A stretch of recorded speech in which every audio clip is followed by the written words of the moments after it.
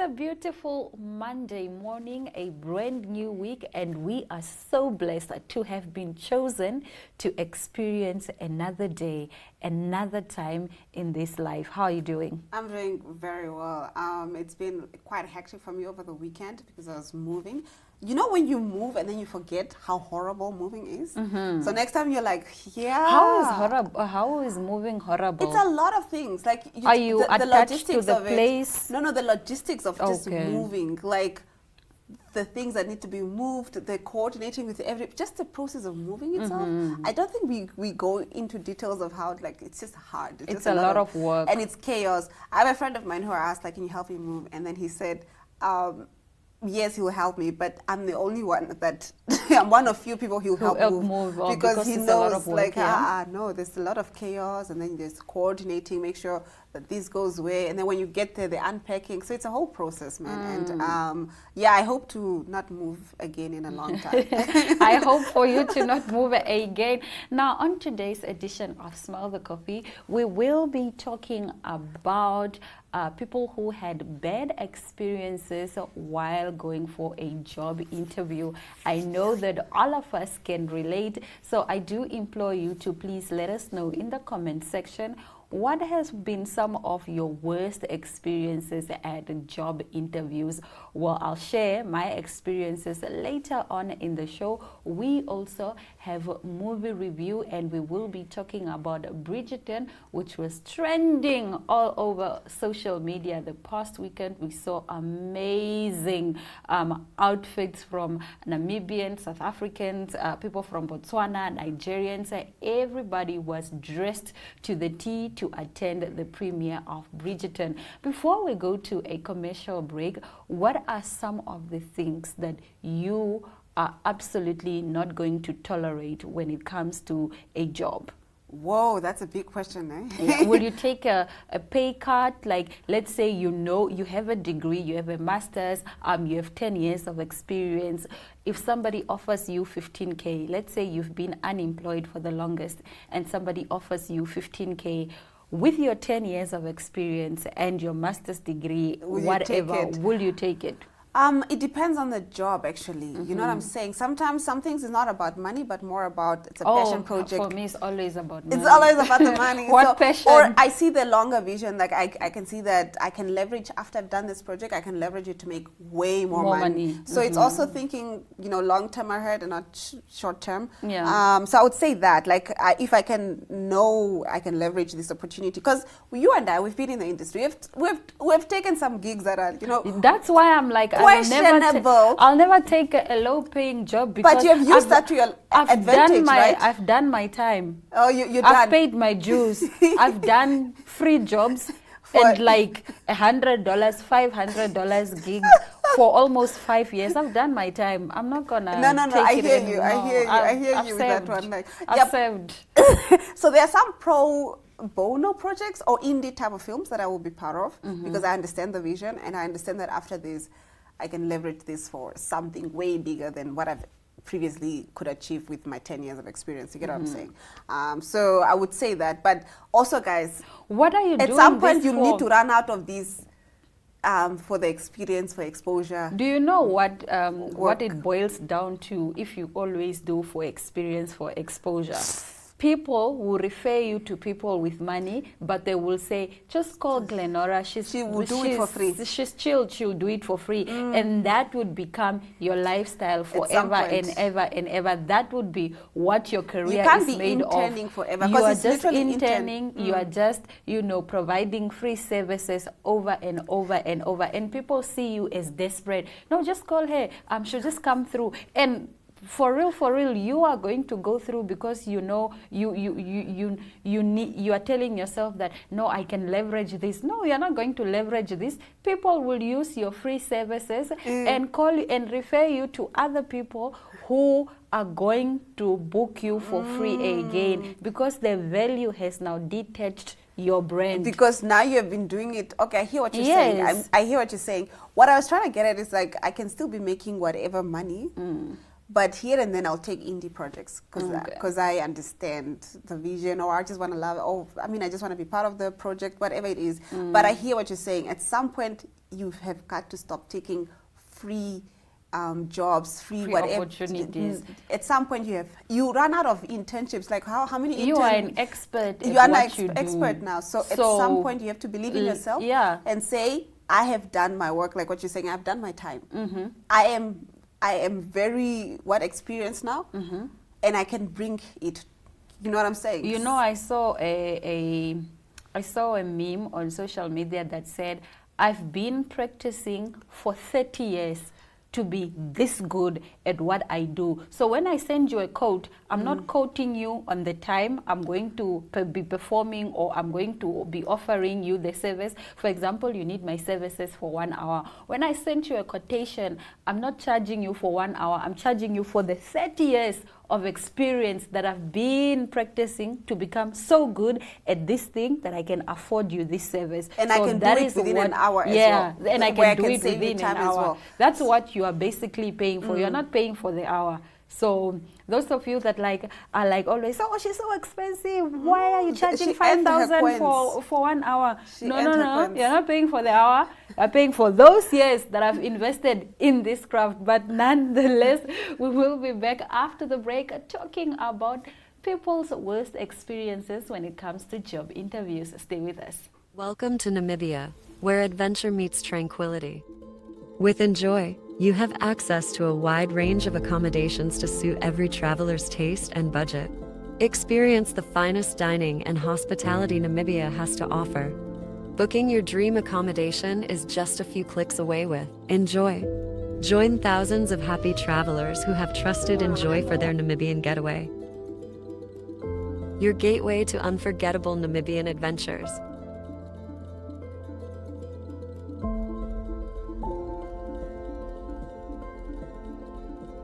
Visit us today at enjoy.my.na.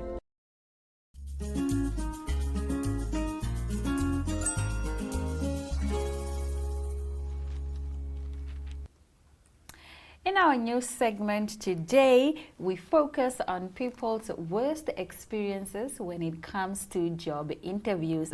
Now, Lee arrived on time for a job interview at the lawyer's office in Bristol, but after 20 minutes, it had been cancelled, and she was asked to come back the next day. She left upset, only to receive a message later saying the cancellation had actually been a test which she failed. What? She did not get the job. She says the experience was totally bizarre and that it spurred her to start her own business where she makes sure to stick to a much more straightforward hiring style. Lee is not alone. According to a recruitment agency, Hayes, over half of people have had a negative experience during the interview process for a job. The BBC has heard stories from dozens of people who went through odd, offensive and off-putting interviews. They got in touch following the news that John Louis is changing its recruitment process by allowing applicants to see interview questions in advance in an attempt to make the process fairer. So what can a bad interview teach us? I think that is the question we should be asking today. But I think it's such a good idea that John Louis is making applicants see their interview questions before time. So then you know that it's equal chance. So then you know it's not based on what you answer. Because what I answer is subjective. You can't ask me that, how would you motivate employees? Let's say it's for a senior position. You can't ask me what would I do to motivate employees, but as soon as I give you what I would do, you then decide I'm wrong. How? Exactly.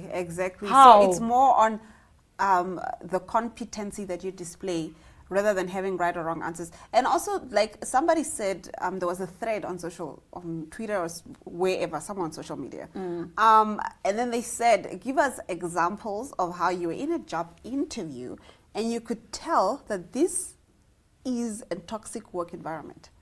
So there's one person who said I think they were hired an hour later after the interview. And then they knew to say no to that because why are you guys so desperate what happened. Why So meaning the other people were leaving, you know. Yeah.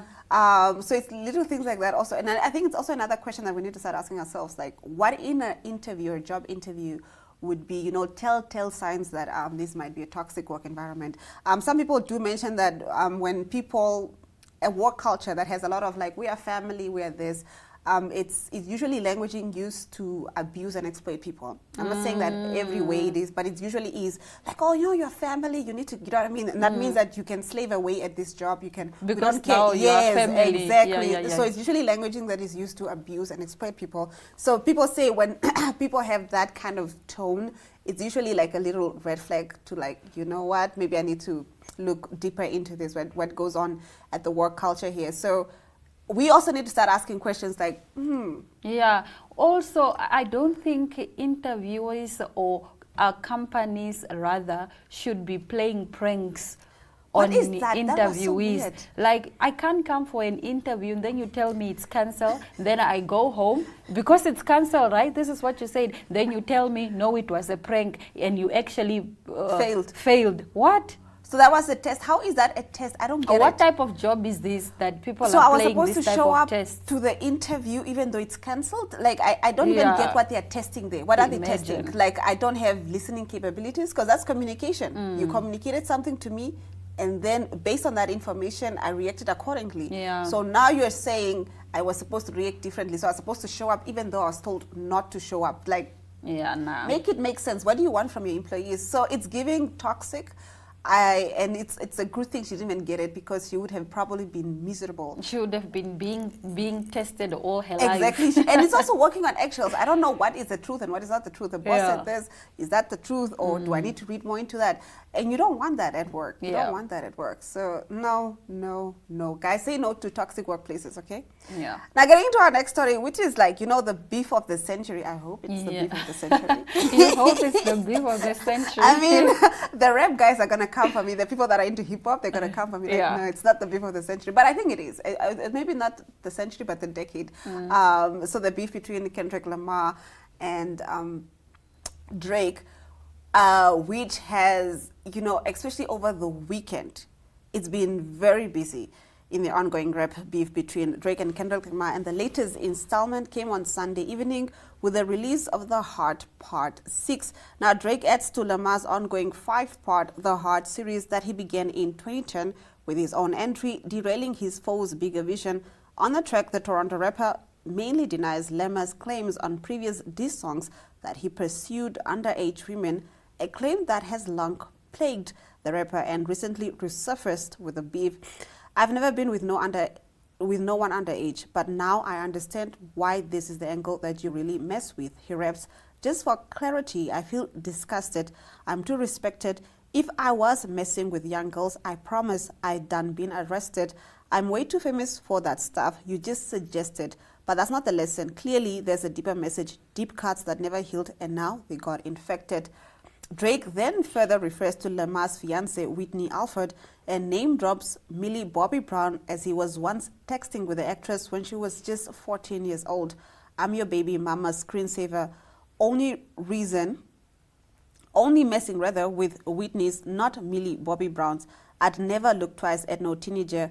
I am a hit maker rather, not a peacemaker. So I'm trying to blip up some of the, you know, the F words. By the sound of it, it seems like Drake is tiring of this red hot beef. I don't want to diss you anymore. This really got me second guessing. He raps in the spoken word outro. He says, I'm not going to lie. This stuff was some good exercise. It's good to get out the pen working.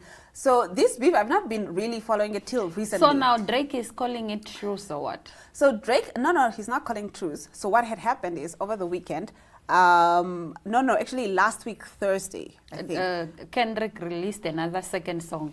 Right? Yeah, he released a diss now. And then on Friday, he released another second song. And then over the weekend, so I'm not so sure the time frame because I was moving and then the next thing I see, there's like a lot of diss tracks between them, back and forth. So over the weekend, Drake released another one where he was saying that Kendrick Lamar's wife has a baby that's not Kendrick Lamar's, and it's actually Kendrick Lamar's best friend and writer son. So, and then that's when Kendrick Lamar was like, okay, you know what? You messed up because you now touched my family. So now he has now 2 other diss tracks after that. Yeah. And then in those, he claims that Drake is a pedophile. He has another child that is not claimed. He's a horrible father. But there's the pedophile allegations that are coming out now because of this beef. In terms of Drake now.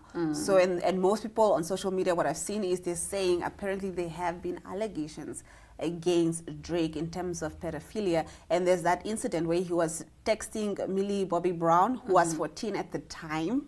Okay. So what are you, a grown adult, doing texting with a 14-year-old? Imagine. So, so because of this beef, now we know there's some, okay, maybe it's not true, you know, this is all allegedly, but I'm now starting to look at Drake sideways. I'm like, Yeah, anyone is innocent until they are proven guilty. So yes, but I'm looking at him sideways. So we can't say this on record. We are not saying this on record. It's still alleged. We are just saying that Kendrick told us on social media, and also and then we must leave Drake's response to that was like, yeah, if I was a pedophile, I would have been arrested by now. I'm like, but there's so many pedophiles that have gotten away with it for years. Yeah. I mean, look at the R. Kelly case. You know what I'm saying? Yep. They've gotten away with it for years. So I'm just saying, why would you say that? Like, why would you say that as a rebuttal to that? But nonetheless, after the break, we do have an exciting interview for you. Please stick around.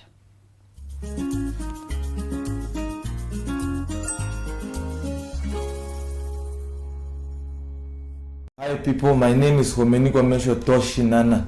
I'm the founder actually of this business. I'm the CEO at this business that we call Vision 2030, and this is one of our children. This is one of the bags that we make now. I attended my primary school in Tsumeb, Humble School of Power. I think the late President Hage was a teacher there. That's where I went to school with. I lived with my grandmother. She forced us to read. Hey, she forced us to read a lot. And I'm the only child. I only grew up around a lot of cousins. Yeah, my father is or was a teacher. Is not retired. I don't know what is pension, how you call it. He reads a lot, so maybe it's genetics, because I didn't have really a close relationship, but I've always understood certain things culturally also, because I believe in culture a lot. I think it shapes who you are. So my grandmother, we went literally in Oshikondo at school, but we live in Tsumeb, which is supposedly a town, you see. But she cultured us like that. We spoke Oshiwambo, we read in Oshiwambo. We were taught who you are, where you come from. You see, all those elements, maybe they contributed to that. And then I went to Grootfontein. High School. Yeah, I went there until grade 10. Then from grade 10, I went to Chumkwa. Yeah, grade 10, I went to do my grade 10 and 12 in Chumkwa. This is now Bushman land. Because, yeah, somehow we are related. That's where I really got open now, in Chumkwa. Because I saw life from a very different way, which, there's people like this, there's people like that. Yeah, then I went to UNAM. I was supposed to go to UNAM, I did not want to go there. But I went there and then I dropped out. I did computer science the first year. I dropped out, I did not fail, I just dropped out. I felt like, no man, this one well. It's not what I expected. I want to be taught to be independent in thinking. I don't want to follow a certain, this is not thinking for me. We went into bag making. I mean, not making, but bag importing. We used to import counterfeit products, the Louis Vuittons, all these counterfeits because they are cheap. But then I had this thing when we're selling this, I always said this thing, man, why can't we make this? When I look at this bag, this thing does not look complicated. It took us almost 4 or 5 years. Then I quit, I went to the village. Then Corona came. When Corona came, I'm like, okay, fine. So we can actually make things. The borders are now closed. This is our opportunity now to prove ourselves. Then we started making masks with like a small machine there, and it's not here now, a hand one that we bought for 800. Then I started going to people who have machines and say, okay, can you design me a cosmetic range? Just something small. I'll cut it so we can put the labor down. You just put it together for me. After they did that, then I decided, man, I'll buy my own machine. Then I bought my first machine, this guy now. I saved up. I said it was 9,000. I saved up. I labored it. After Corona now went away because I had to have another plan because I knew mask won't last for long. But we made money in mask and we were not given by the government anything. And we did not want anything. Our masks were very cheap. They were $5. Everybody else was 10, 50, everything. We wanted it to be $5 because we understood the costing of the mask. Our mask was like $2.50 to cut, and it was very labor intensive because you have to do a lot of masks for you to actually satisfy the whole clients. Because we understood one thing, that if you make a mask $50, you give it value, meaning the person will not leave it at home. That means then you who's making the mask, which is not like water or anything, will obviously just wear that mask day in, day out. Everybody was saying, what are you doing? Are you guys crazy? We said we are strategic, we are not crazy. You want the people to be reckless in their usage of masks. This is me being honest now. We controlled the whole market because every people that were going to resell came to us. We are the only one with such a price. We came now into the bags. The bags took us almost 3 years just to set up. I think it was 2021. Because they were not good at all. We do not understand what women like. Cartoon fashion sense. Number one, we just don't know. Number two, the things to make a bag literally are not here. We're even using boxes, just cut boxes to reinforce the bag to give it shape. Because the first ones were just wobbly. And number two, we don't even have accessories just to adjust the bag. We literally just had to innovate and say, no, this or this. These ones I had to force our suppliers to bring this magnet. We had to literally force them to say, please bring me this. Because this material is not necessarily for bags. It is a material for upholstering like sofas or car seats. We just had to innovate. We don't want to use leather because leather is a bit too pricey. The product is not perfect. Like this one, we had to put an edge glue here. We do not know where to find it. And even if you do find accessories, it's like in Vindo. The person is charging you $24 for the adjusters, just the ones to hold. It's $24, it's already $50. Then you have to have the one that adjusts the bag. It's also $70 just on accessories. How do you expect me to compete now? You can't compete.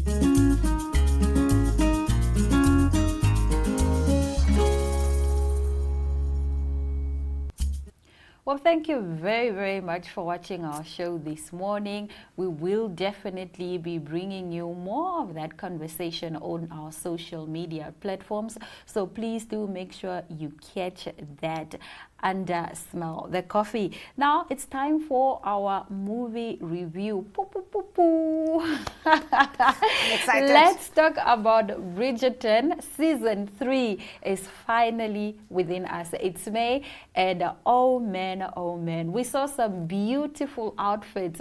I know that the South Africans Netflix had a premiere, and they invited South Africans, they invited people from Namibia, from Botswana, and then even our very own Louis Munana went to the premiere of Bridgerton season 3, and he looked so amazing. So as I did mention earlier, it's May, which means Bridgerton's 3rd season premiere is just a short carriage ride away. The Netflix series, known for its soirees, scandals and swirling hot romance, is turning things over to Colin Bridgerton and Penelope, or Pauline for the short.